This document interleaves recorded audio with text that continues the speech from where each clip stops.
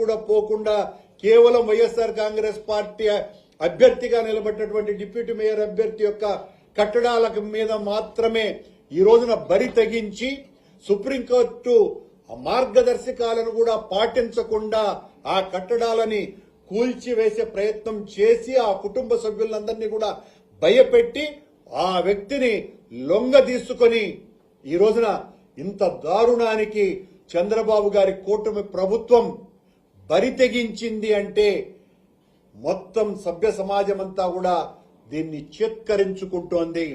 నేను ప్రజలందరినీ కూడా విజ్ఞప్తి చేస్తున్నా, ఈ పవిత్ర నగరంలో ఎంత దుర్మార్గాలు జరుగుతున్నాయి.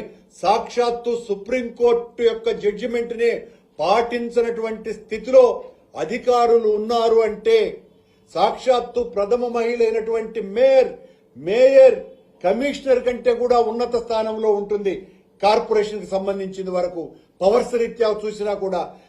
కానీ ఆ మేయర్ సమక్షంలోనే ఈ రకమైనటువంటి దారుణాలకు ఒడిగట్టి మా అభ్యర్థిని చిదిమేసినారు, అణిచేసినారు, భయపెట్టినారు, లొంగ తీసుకున్నారు.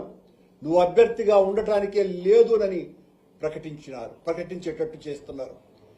ఒకవేళ ఆ అభ్యర్థి మేమైతే అఫీషియల్ గా ప్రకటించినటువంటి ఆ అభ్యర్థి వాళ్లకు చాలా మంచివాడు, ఆ లొంగితే వైఎస్ఆర్ కాంగ్రెస్ పార్టీ భీతిల్లదు. ఖచ్చితంగా మా పార్టీ డిప్యూటీ మేయర్ అభ్యర్థి ఉంటాడు. శేఖర్ రెడ్డి గాన తను విరమించుకుంటే తప్ప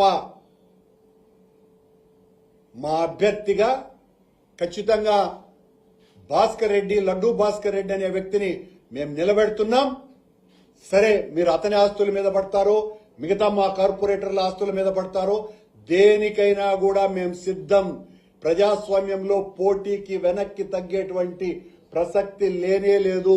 ఈ రకమైనటువంటి దారుణాలు చేస్తూ ఉంటే చూస్తూ ఊరుకునేటువంటి పరిస్థితే లేదు. ఈ రోజున ఆ కట్టడాలను కూలుస్తున్నప్పుడు, కొడుతున్నప్పుడు వైఎస్ఆర్ కాంగ్రెస్ పార్టీ తిరుపతి శాఖ ధీరోదాత్తంగా ప్రవర్తించింది. ఆదర్శప్రాయంగా రాష్ట్రానికంతా నిలిచింది. ఈ రోజున మేయర్తో సహా మా కార్పొరేటర్లు, మా వైఎస్ఆర్ కాంగ్రెస్ పార్టీ నాయకులంతా కూడా దాదాపు 70 మందికి పైగా అరెస్టులు కాబడ్డారు. దాదాపు 400 మందికి పైగా ఆ కట్టడాల ముందర ఆ పోలీసులను, అధికారులతో తీవ్ర వాగ్వివాదము చేసి మీరు చేస్తున్నటువంటిది అన్యాయము, అక్రమము, చట్ట వ్యతిరేకము అని ఎదిరించినారు. మా లీగల్ సెల్ అత్యద్భుతంగా వ్యవహరించింది. వాళ్ళనందరినీ కూడా పేరు పేరున నేను అభినందిస్తున్నా.